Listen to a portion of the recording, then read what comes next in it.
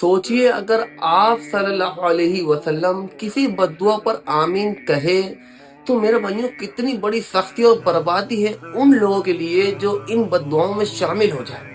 मेरे भाइयों, आप सल्लल्लाहु अलैहि वसल्लम तो रहमतुल लिल आलमीन बनाकर भेजे गए थे। वो तो कभी किसी के लिए बद्दुआ भी नहीं करते थे। वो तो अपने सताने वाले को भी दुआ देते थे। पर मेरे भाइयों, अगर आप सल्लल्लाहु अलैहि वसल्लम किसी बद्दुआ पर आमीन कहे तो सोचिए कितनी बड़ी सख्ती है उस बद्दुआ की। एक दफा आप सल्लल्लाहु अलैहि वसल्लम मिंबर पर चढ़ रहे थे। आपने पहली सीढ़ी पर कदम रखा, आपने कहा आमीन। आपने दूसरी सीढ़ी पर कदम रखा, आपने कहा आमीन। आपने तीसरी सीढ़ी पर कदम रखा, आपने कहा आमीन।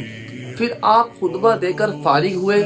सहाबा इकराम ने अर्ज किया कि या रसूलल्लाह, आज हमने आपको ऐसा अमल करते हुए देखा जो इससे पहले हमने आपको कभी करते हुए नहीं देखा। आपने मिंबर पर चढ़ते हुए 3 दफा आमीन कहा, इसमें क्या हिकमत है, क्या मामला है? आप सल्लल्लाहु अलैहि वसल्लम ने कहा कि मेरे पास जिब्राइल अलैहिस्सलाम आए थे और उन्होंने मुझसे फरमाया कि बर्बाद और हलाक हो जाए वो शख्स कि जो रमजान मुबारक का महीना पाए और इसके जरिए इबादत करके अपनी बख्शिश ना करवा ले।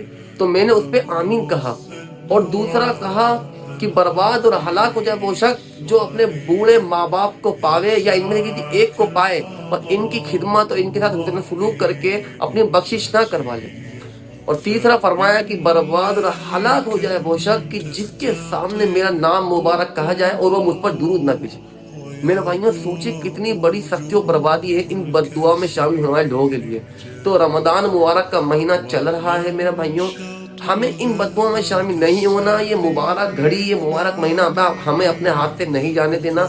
हमें इसमें इबादत करके अपनी बख्शिश करवानी है। क्या बताऊं मेरे भाइयों, ये महीना हमारे लिए बख्शिश का जरिया बन जाए। तो इस महीने को गफलत में, नाफरमानी में ना गुजारे। अल्लाह हमारी हिफाजत फरमाए इन बद्दुआओं में शामिल होने से और हमें इस रमजान मुबारक का हक अदा करने की तौफीक दे। अस्सलामु अलैकुम व रहमतुल्लाहि व बरकातहू।